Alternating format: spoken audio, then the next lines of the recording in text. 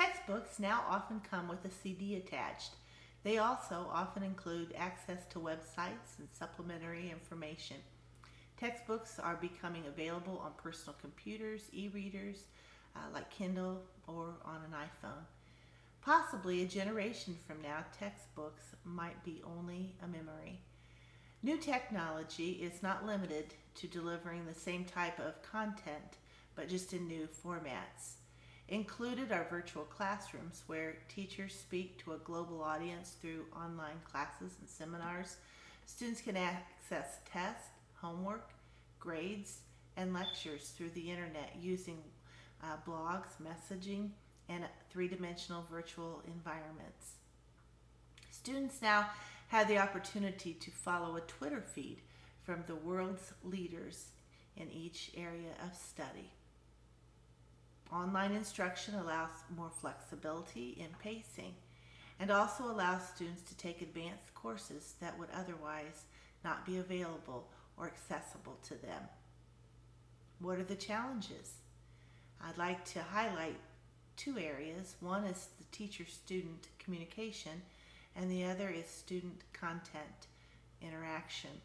First, with the teacher-student communication, young people are not always comfortable talking on the phone or Skyping with an adult or writing emails to their instructor, and therefore are hesitant sometimes to call or to email. Sometimes students can come across abrupt or rude, and actually this can also be said at times from the instructors or adult teachers. Emails can be misinterpreted from their original intent, and some feel online is less personal than a regular face-to-face classroom, although that has not been my personal experience. Student content interaction.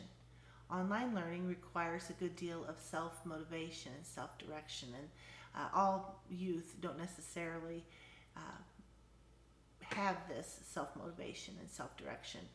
Technology can be frustrating if it's not running properly.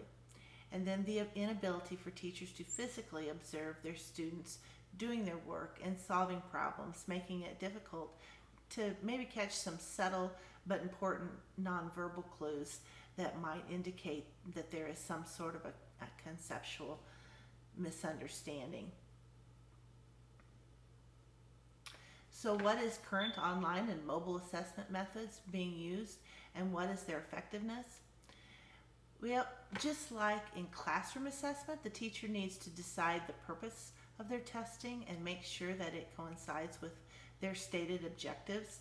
I appreciated this week's presentation as it simply stated that the objectives describe where you plan to go, and the assessment determines if you got where you plan to go. I thought that just was very clear and something that you can kind of always bring to mind as you're making or a teacher is making their assessments.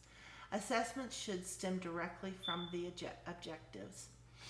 Current online mobile assessment methods include web surveys, exit surveys, student feedback, cyber coaching, tests, learning maps, and performance testing. And many of these are very similar in the classroom assessments.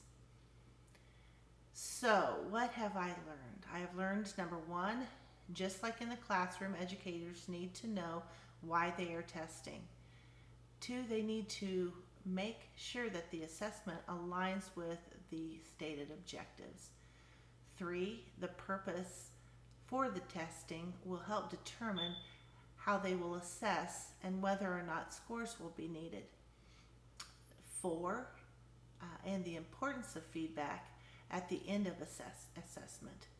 When the educator is ready to create the assessment, they need to make sure that the right types of questions are being prepared. And it is also helpful to create a 3-column table with the skill in one column, objective in the next column, and the chosen assessment in the third column to ensure that they are all congruent. Online learners should be assessed similarly to classroom learners. The important factor is making sure that the assessment aligns with the objectives, which then aligns with the tasks This coincides with Horton's